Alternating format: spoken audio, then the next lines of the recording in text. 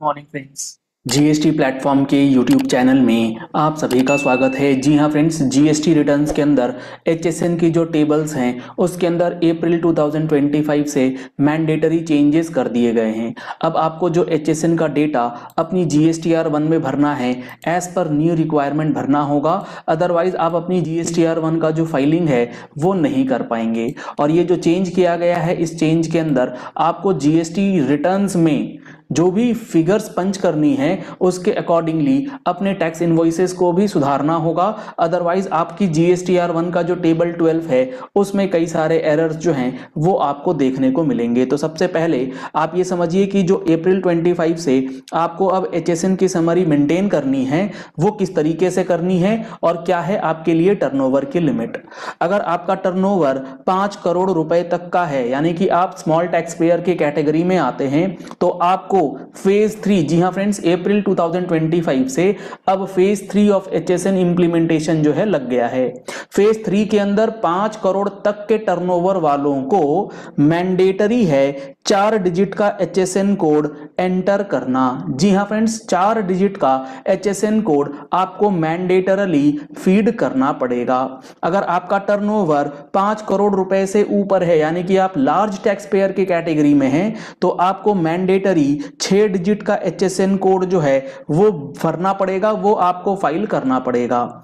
अब यहां पर एक इंपॉर्टेंट बात को समझिएगा। यहां पर हमने मेंशन करा है mandatory reporting of 4 digit HSN code, लेकिन हो सकता है आपने जो ट्रांजैक्शन करा हो वो B2C का ट्रांजैक्शन भी हो सकता है, वो B2B का भी हो सकता है, और आपका टर्नओवर 5 करोड़ से ऊपर है। इस केस में भी B2C भी हो सकता है और B2B ट्रांजैक्शन भी किया जा सकता है।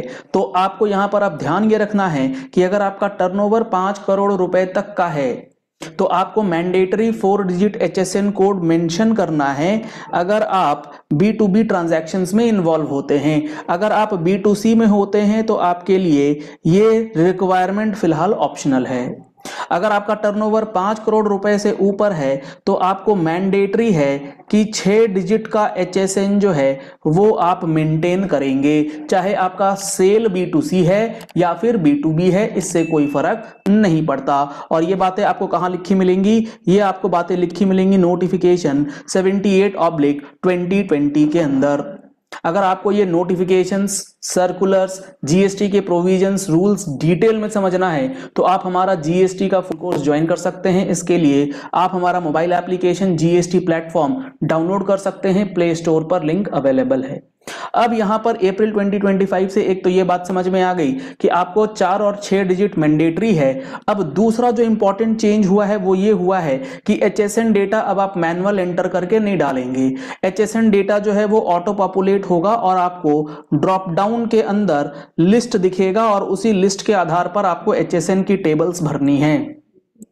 तीसरा और सबसे इंपॉर्टेंट जो चेंज है वो ये है कि आप जब अपनी एचएसएन की रिक्वायरमेंट इस अप्रैल 25 से फुलफिल करने बैठेंगे तो आपका, मान लो B2B के अंदर आपने सेल करी है 1 करोड़ रुपए और B2C के अंदर आपकी सेल हुई है 50 लाख रुपए। अब आपको जो एचएसएन का डेटा इसके लिए फाइल करना है, एचएसएन समरी जो आप भरेंगे अप्रैल 25 ऑनवर्ड्स, इसका ब्रेकअप आपको फर्दर डिटेल्स के साथ देना होगा। वो कैसे? एचएसएन जो कि B2B से रिलेटेड है वो आपको सेपरेट समरी बना करके देनी है कि B2B का कितना एचएसएन आपके पास अवेलेबल है और आपके ट्रांजैक्शन में B2C का क्या एचएसएन है वो आपको सेपरेट डेटा डालना है। तो आपको इस केस में 1 करोड़ रुपए का आपका B2B का सेल है तो वो सेपरेट एचएसएन चला जाएगा, और 50 लाख का B2C का ट्रांजैक्शन है तो उसका एचएसएन आपके लिए सेपरेट हो जाएगा। और ये दोनों टेबल्स मैच करी जाएंगी किसके साथ?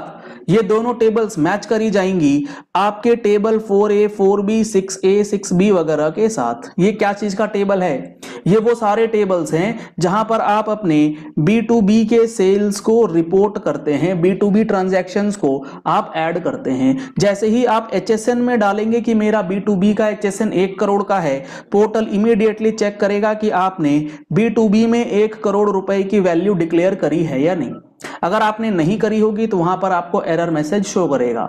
जैसे ही आप B2C में डालेंगे HSN समरी के अंदर 50 लाख, वो चेक करेगा कि आपने टेबल 7C यानी कि अदर्स B2C के अंदर जो भी फिगर्स आपने डाली है वो 50 लाख रुपए की है या नहीं। अगर नहीं होगी तो वहां पर फिर एरर मैसेज आपके सामने रिफ्लेक्ट किया जाएगा। तो ये सारी चीजें जो हैं अब अप्रैल 2025 से GSTR1 के अंदर गवर्नमेंट ने बहुत इंपॉर्टेंट चेंजेस के साथ इंप्लीमेंट कर दिया है। टेबल 2 का वैलिडेशन जो है with regards to the value of supplies has also been introduced. तो आपका B2B का वैलिडेशन किया जाएगा table 4A, 4B, 6B, 6C और 8 के साथ, यानी कि रेसिपिएंट रजिस्टर्ड है, उसका रजिस्टर्ड रेसिपिएंट का कोई क्रेडिट नोट, डेबिट नोट है, कोई अमेंडमेंट्स है या फिर 15A वगैरह जो भी आपके B2B के टेबल्स हैं सबका समेशन।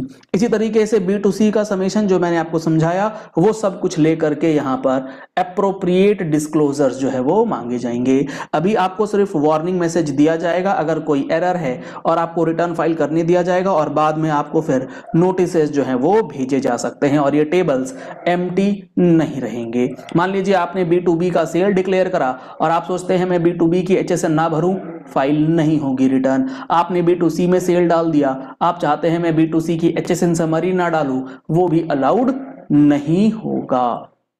तो चलिए इस वीडियो को यही एंड करते हैं। आशा करते हैं आपको यह इंपॉर्टेंट पॉइंट अच्छे से समझ में आ गया होगा।